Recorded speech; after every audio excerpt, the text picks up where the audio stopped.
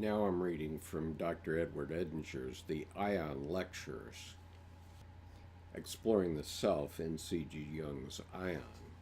And today I'm reading from the segment of his lectures that relates to paragraphs 80 through 98 of Aion. Christ, a symbol of the self, continued.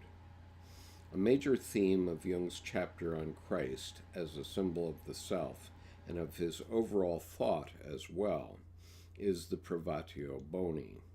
This is a fundamental doctrine of the Christian Aion. It is a corollary to the tenet that God is good only, and that God can be defined as the Summum Bonum, the highest good. The basic idea of the Privatio Boni principle is that evil has no existence of its own. It is merely a privation or an absence of the good. A corollary to the doctrine is that all good comes from God and all bad from man. Jung points out very explicitly that the Privatio Boni precept is based on a petitio principii, a begging of the question, which means philosophically that one slips an assumption, the assumption of what one is trying to prove, into an argument at the beginning, and so the answer is assumed in advance. In this case, it is done by defining God as good and defining all existing things as necessarily good because they are created by a good God. A good God, by definition, is not capable of creating evil. This, a metaphysical assumption, is smuggled into the discussion at the beginning. As Jung notes in paragraph 83, Basil the Great settled this question this way, quote, "It is equally impious to say that evil has its origin from God, because the contrary cannot proceed from the contrary. Life does not engender death. Darkness is not the origin of light. Sickness is not the maker of health. Now, if evil is neither uncreated nor created by God, whence comes its nature?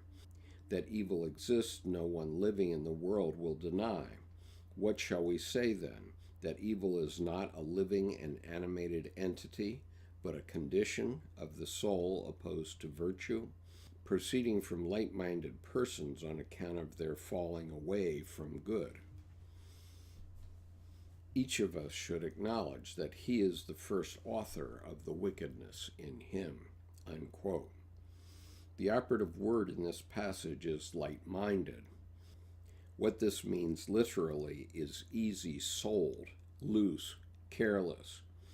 Jung makes a great point of this term in paragraph 85. Quote, "When, therefore, Basil asserts on the one hand that evil has no substance of its own, but arises from a mutilation of the soul, and if, on the other hand, he is convinced that evil really exists, then the relative reality of evil is grounded on a real mutilation of the soul, which must have an equally real cause. If the soul was originally created good, then it has really been corrupted, and by something that is real, even if this is nothing more than carelessness, indifference, and frivolity, which are the meaning of the Greek word rathumous. When something, I must stress this with all possible emphasis, is traced back to a psychic condition or fact, it is very definitely not reduced to nothing and therefore nullified, but is shifted onto the plane of psychic reality, which is very much easier to establish empirically than, say, the reality of the devil in dogma. What makes Basil's formulation, the origin of evil as this rathumia, this carelessness or indifference, so interesting, is that it is an early expression of the psyche as the source of something substantial, even though Basil tries to say rathumia isn't anything. If it produces something substantial, it must indeed have some considerable substance of its own. Jung makes a great deal of this issue of the Privatio Boni, and he tells us why. Quote, "Psychology does not know what good and evil are in themselves. It knows them only as judgments about relationships. Good is what seems suitable, acceptable, or valuable from a certain point of view. Evil is its opposite. If the things we call good are really good, then there must be evil things that are real too. It is evident that psychology is concerned with a more or less subjective judgment, i.e., with a psychic antithesis that cannot be avoided by naming value relationships. There are things which, from a certain point of view, are extremely evil, that is to say, dangerous. There are also things in human nature which are very dangerous and which therefore seem proportionately evil to anyone standing in their line of fire. It is pointless to gloss over these evil things because that only lulls one into a sense of false security. Human nature is capable of an infinite amount of evil, and the evil deeds are as real as the good ones, so far as human experience goes, and so far as the psyche judges and differentiates between them. Only unconsciousness makes no difference between good and evil. This tells us the clear and unambiguous distinction between good and evil is an attribute of egohood. Jung goes on to say, quote, "Today as never before, it is important that human beings should not overlook the danger of evil lurking within them. It is unfortunately only too real, which is why psychology must insist on the reality of evil and must reject any definition that regards it as insignificant or actually non-existent. Psychology is an empirical science and deals with realities." You will notice that Jung uses the terms experience and empirical again and again, and this is in contrast to the Privatio Boni doctrine, which has a metaphysical basis. It is not experiential. Jung's basic point is that the reality of good and evil is based on the judgment of the conscious ego. Only unconsciousness makes no distinction. We could say that Privatio Boni is a kind of unconscious trick of the Christian psyche, which pulls the wool over the eyes of the ego regarding the reality of evil. Jung is doing his very best to analyze this collective complex in the Christian psyche. His efforts in this regard include not only his criticism of Privatio Boni, but his criticism of the definition of God as the Summum Bonum. His whole approach has encountered massive resistance, which indicates that a deep-rooted, entrenched complex is being touched. A letter written by Jung to Victor White is instructive.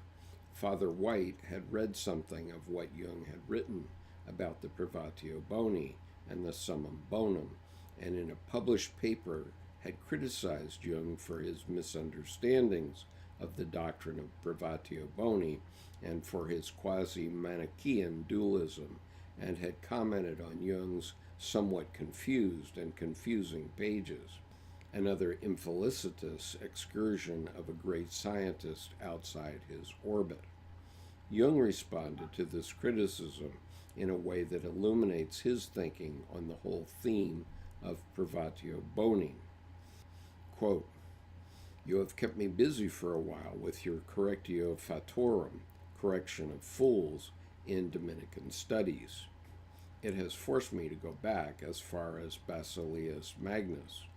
This Privatio Boni business is odious to me on account of its dangerous consequences. It causes a negative inflation of man, who can't help imagining himself, if not as a source of the good, at least as a great destroyer, capable of devastating God's beautiful creation. This doctrine produces Luciferian vanity, and it is also greatly responsible for the fatal underrating of the human soul being the original abode of evil. As long as evil is a non-entity, nobody will take his own shadow seriously. Hitler and Stalin go on representing a mere, quote, accidental lack of perfection, unquote. The future of mankind very much depends upon the recognition of the shadow. Evil is, psychologically speaking, terribly real. It is a fatal mistake to diminish its power and reality even merely metaphysically. I am sorry this goes to the very roots of Christianity. Evil verily does not decrease by being hushed up as a non-reality or as a mere negligence of man." Unquote. These thoughts have generated massive resistances. Books have been written to refute them.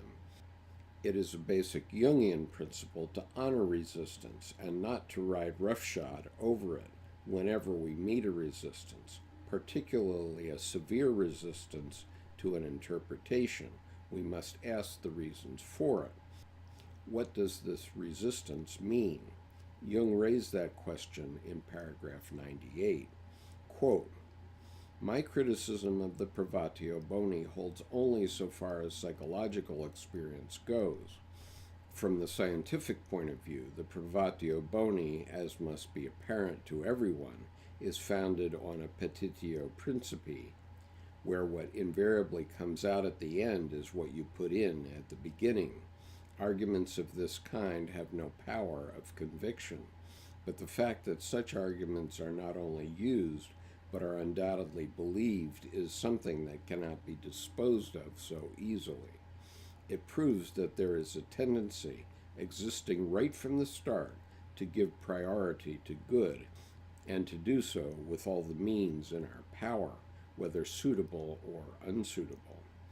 So if Christian metaphysics clings to the Privatio Boni, it is giving expression to the tendency always to increase the good and diminish the bad. The Privatio Boni may therefore be a metaphysical truth. I presume to no judgment on this matter. I must only insist that in our field of experience, white and black, light and dark, good and bad, are equivalent opposites which always predicate one another." Unquote. It can be seen here what Jung does to accommodate the intense resistance. The resistance indicates that the reality Jung is pointing out is so horrible that it has to be denied. Certainly this matter is not something to be argued about with one who vigorously holds to the Privatio Boni doctrine. Jung therefore offers a way out of the impasse by saying, quote, "The Privatio Boni may therefore be a metaphysical truth. I presume to no judgment on this matter." Unquote. The word metaphysical, rather than psychological, fits the situation because Jung does presume judgment on psychological matters. It is in metaphysical matters that he does not. I see this statement as an instance in which Jung fulfills the promise he made in the foreword when he said he was going to write as a physician with a physician's sense of responsibility. Anyone who cannot stomach Jung's interpretations of the reality of evil is free to demur on the grounds that one is acquainted with the metaphysical fact which is beyond empirical experience. Jung will not argue with such a person. He opens the door quite specifically. It is my view that in addition to the reasons he gives, a further reason Jung makes such an issue of the Privatio Boni is that he realizes he is writing for posterity, that he is establishing the agenda for a new eon, and in order to be true to his task, he has to spell out that new doctrine and how it differs from the old one. One's basic reaction to the Privatio Boni question is a kind of touchstone that indicates to what extent one belongs to the Christian eon, or to what extent to the new eon. If one believes with Victor White that Jung shouldn't dabble in metaphysics beyond his depth, then the whole idea of a new age is ridiculous, and the current eon is the only living real one.